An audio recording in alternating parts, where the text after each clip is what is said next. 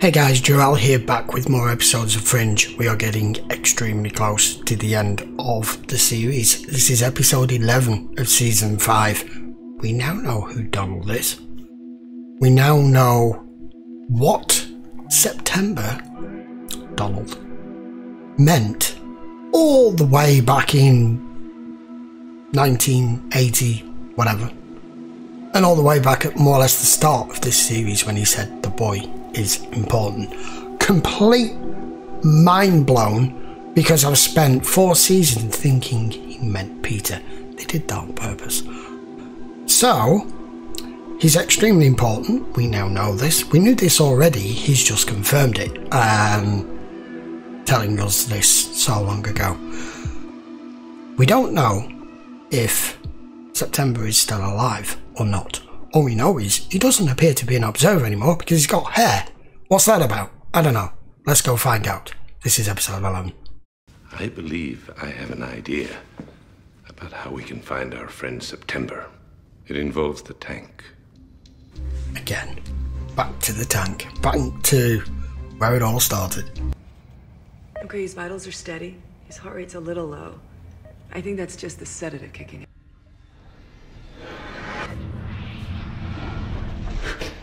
Walter, your vitals are spiking. You okay?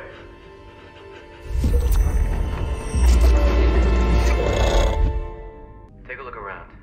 Do you recognize anything about the space? Anything that could help us tell where it is? I see water. Buildings in the distance. Oh. I'm under a bridge. Based on the angle of the view that Walter described, I would say that the building is in Brooklyn, somewhere near the southeast base of where the bridge used to be. We have received word. He's ready to see you now. No? Who is? Continue searching for the fugitives. I think it is. 2609. Damn. Damn, he knows it all. Letting you go, and you said This time you're gonna have to. How could he do this for you? Enable you to see a life you didn't live? I'm not sure, but I feel it. Anomaly XB6783746 has been found. But whoever hid this anomaly did so for a reason. Someone ensured its survival because they thought it was important. This is it. This is the window I was looking out in my vision from the tank. They're clearly concerned about it.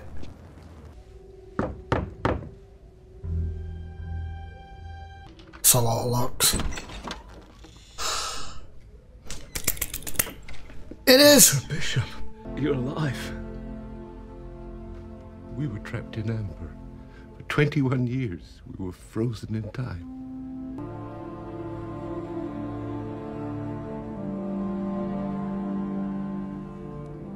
And we found the radio that you left in the pocket universe, and that led us to the boy, and he showed me where to find you. For my continued interference in the timeline. As punishment, they removed my device. Ah, right. Now I'm no longer able to move through time or do the things that I was able to do. Now I'm no different from you. Trying to find ways to increase human intelligence. He realized that if he could rewire the portion of the human brain that induces jealousy, he could increase cognitive function, sacrificing emotion for intelligence.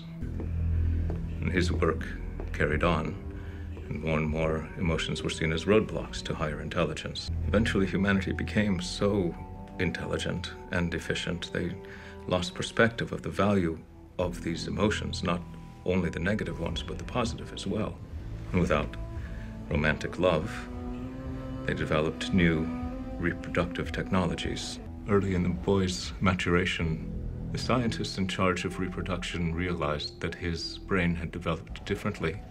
To them, he was an anomaly, a defect. I had observed in your time how fathers cared for their sons and protected them. It stirred something in me. It says that I could not ignore. I took the boy away and hid him in the past.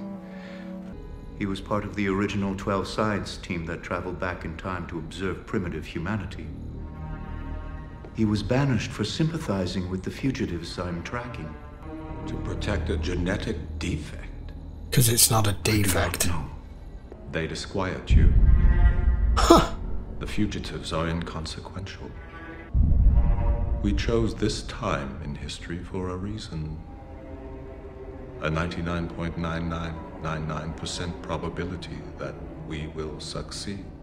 I am experiencing something that I do not understand. The idea of ending their existence. I thought his abilities were just empathic, but they developed into something greater.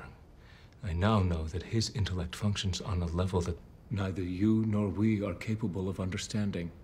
That moment that I told you about, when scientists first decided to sacrifice human emotion to increase intelligence, that was the turning point in human evolution. If we can send the boy into the future, to that moment, he can demonstrate to those scientists a different kind of intelligence. They will realize all that he is. Living proof that they don't have to sacrifice emotion. That was the plan we were working on before I ambered us. It's not an actual weapon. It was important, but when I realized why, what he was supposed to do, that was the plan. We were going to send the boy forward into time. These things we've collected, how can they possibly be used for travel through time? They are part of a device that we must build. I have the hologram blueprints. Peter, I think we're gonna get our daughter back. What? You heard September. Oh yeah, I get what you mean. Reset time. Yeah. I want to believe that more than anything. That's got to be the end goal. It's got to be. Got a long way to go. They've already left. Search the apartment. It is still warm. He was just here. Have the Loyalist review the footage from the surveillance cameras in the area. Which one is it?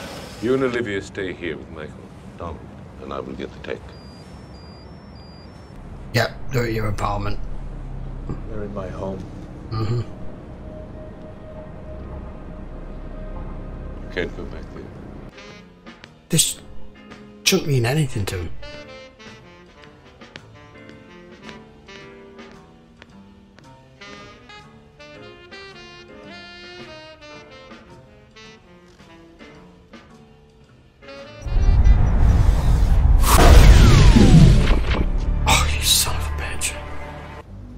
Child is with them. That was 14 minutes ago. They cannot have gone far.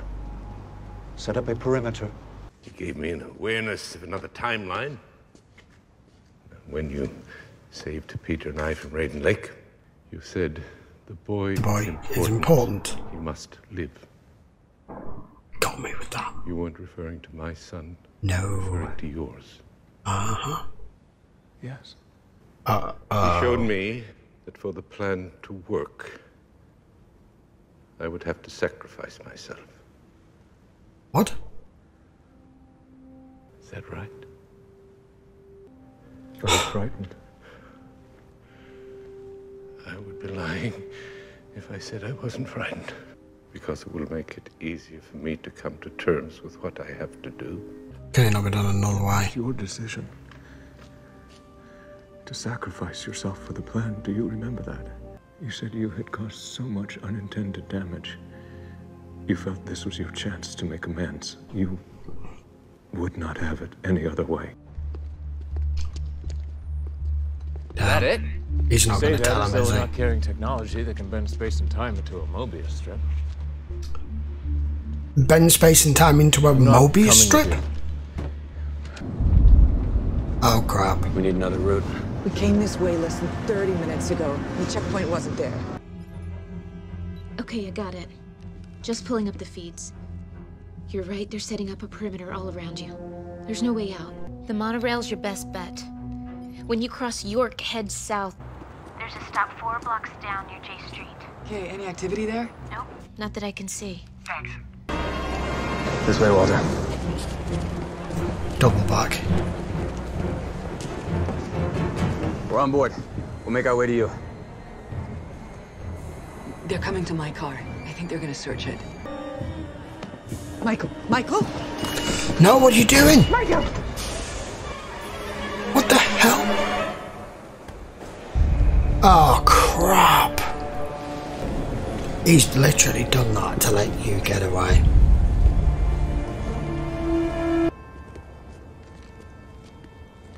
Hello. Hello. You're a scary bastard. Right, so that was episode 11. We found out quite a lot of information. We found out just exactly what the boy is, just exactly what the plan was, what they were going to do, where they were going to send him, why they were sending him there, and a bit of future history on how the observers came to be. So it was all initiated by some scientist in the future who was just trying to suppress negative emotions to increase cognitive ability, and possibly if it had stopped at that point and just did what he did, that was fine, but they continued to experiment and continue to progress and hone it, and eventually all of the emotions went. So let me get this right. The plan is to send him forward and show this scientist that there's a different way, so that they never set down on that path and become who we know them to be today, which would stop the whole invasion. So I get when Olivia says, we may get our daughter back. Not only might you get your daughter back, it will reset everything. I'm not sure it'll go back to where you were when they first invaded back in 2015. You may just get her back here now because this is the time in which you're in. You're all not going to time travel back. But if they manage to accomplish this, the timeline in universe currently exists will cease to exist and they'll be gone. But he's just sacrificed himself to allow them to get away, so I don't know what's going to happen. There's something very weird going on with Windmark, and by the look of things, a couple of the other observers as well. I think what they're trying to show us here is, although those emotions that they've gotten rid of and lost and suppressed or removed or whatever you want to call it, I don't think they've removed them. I think they are just suppressed, because when he was speaking to his commander back in 26, whatever it was, he said he was consumed in trying to stop the fugitives. Now that's an emotion, because it shouldn't bother you. He said they're inconsequential, stop worrying about them, it doesn't matter, and he can't. Then he's tapping his foot to the music and he's being inquisitive about things that should be completely insignificant to him. And it's been so cleverly written. And I didn't realise that the boy is September's, but we now know he is. And it at least had that scene in it with Walter going, when you said the boy was important, you didn't mine, you meant yours. Damn. Brilliant writing. Everything has been interconnected through all the timelines, even with the tulip story, from a timeline that now no longer exists, that Walter now remembers, thanks to the boy giving him that clarity of it, that another timeline exists. The thing that's concerning me is this part where he said, I haven't told them that he's shown me I will have to sacrifice myself, and that he agreed with September that he was going to do this for all the wrong that he's done with the universe and all the experiments he's done. He feels it's his way of putting things right. What they mean by sacrifice at this point, I don't know. Whether that just means something happens or he dies, or I don't know. I've no idea. I guess we'll find out. I can't wait. We've got 2 episodes left, so in effect, and they are actually 2 separate episodes. It's not like it's a part 1 or a part 2, I don't think. So we've 2 episodes to figure out all of what's going on. So for penultimate episode next time, which will be episode 12, and I will be back for that within a few days, guys. So don't forget, this will be available over on Patreon, as it always is, full length. Link will be in the description. And by all means, post some comments down below. Let me know if I've got anything wrong there, because there was quite a lot of information missing that we didn't have, because we were then using the tapes to try and piece stuff together, that September's just filled the blanks in for us. And now we know what the plan is. So all these things that we're collecting was to build some sort of device to take the boy into the future. It wasn't sort of any sort of WMD or mass destructive weapon or any of that kind. It was just, I was on the original thought that it was to get rid of the observers.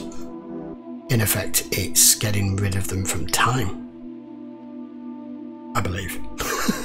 Right, I shall see you for episode 12 very soon. Till then, guys, don't forget, hit the subscribe, switch your notifications on. That way you will not miss the last 2 episodes of this absolutely wonderful series. I've loved every point of it, every moment of it, and I can't wait to see how it finishes.